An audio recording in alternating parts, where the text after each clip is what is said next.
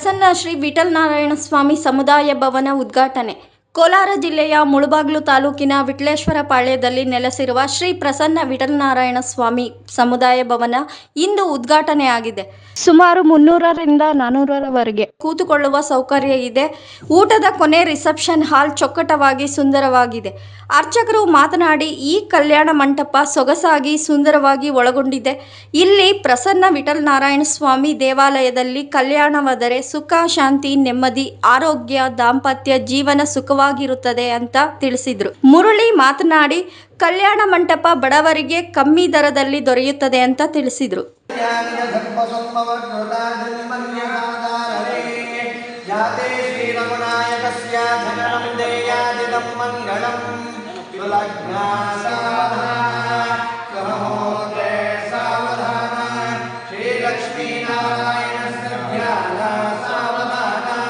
तदेव लग्नं तदिनं तदेव ताराबलं चन्द्रबलं तदेव विद्याबलं धैर्यबलं तदेव लक्ष्मीपते दैर्यं स्मरामि सुलग्ना सावधाना सोमोग्रा सावधाना श्रीलक्ष्मीनारायण सज्जाना सावधाना చూడండమ్మా లక్ష్మీ ఫోటో పెట్టుకొని కుళ్ళలు పెట్టుకొని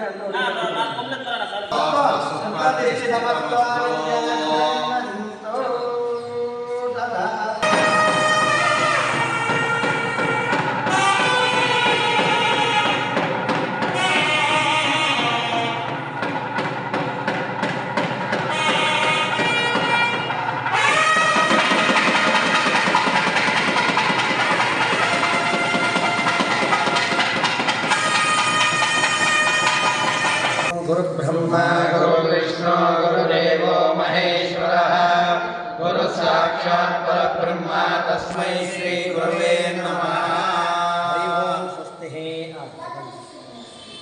ಇಂದು ಮುಳಬಾಗಿಲು ತಾಲೂಕಿನ ವಿಠಲೇಶ್ವರ ಪಾಳ್ಯ ಸನ್ನಿಧಿಯಲ್ಲಿ ನೂತನವಾಗಿ ಕಲ್ಯಾಣ ಮಂಟಪ.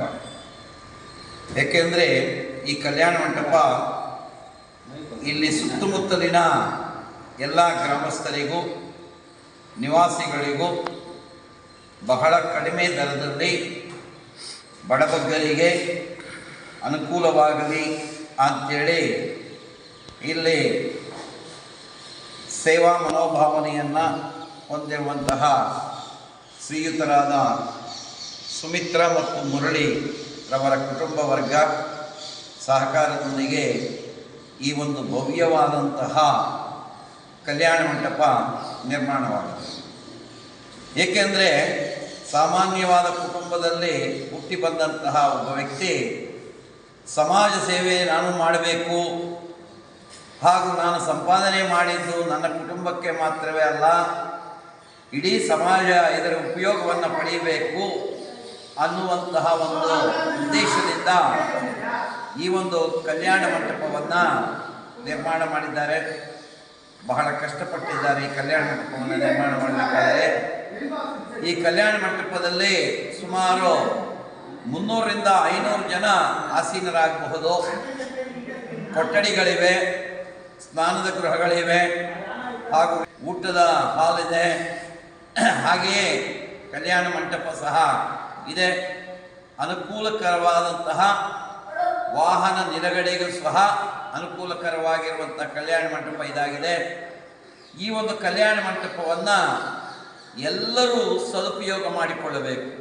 ಒಂದು ಮದುವೆಯಾಗಬಹುದು, ನಾಮಕರಣವಾಗಬಹುದು, ಹೋಮಾದಿಗಳಾಗಬಹುದು, ಶುಭ ಕಾರ್ಯಗಳಾಗಬಹುದು, ಎಲ್ಲ ಕಾರ್ಯಗಳಿಗೂ ಈ ಮಂಟಪವನ್ನು, ಈ ಕಲ್ಯಾಣ ಮಂಟಪವನ್ನು ಉಪಯೋಗಿಸಿಕೊಂಡು ಸದುಪಯೋಗ